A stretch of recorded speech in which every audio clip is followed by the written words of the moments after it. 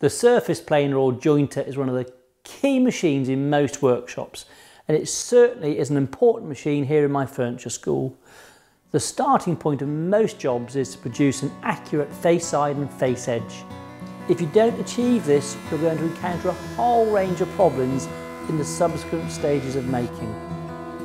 We're going to look at a range of different types of planer and how to set them up and maintain them. I'll show you how to use them safely to produce accurate results whilst being productive. This is my Felder surfacer, which I have had in my workshop for 3 years, and I'm very pleased with it. I also have a 12-year-old hammer surfacer thicknesser, which has a few differences to this Felder. I will also be showing you a much older machine which requires a lot more effort to set up. And finally, we'll be looking to demonstrate the very latest in cutter block technology.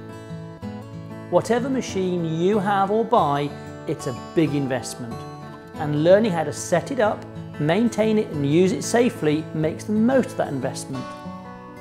There are a lot of things that can go wrong in either the setup or the way a person uses that machine. And these can cause inaccuracy or even be quite dangerous. Using sharp cutters and keeping them in tip-top condition makes a well-set up planer a real pleasure to use.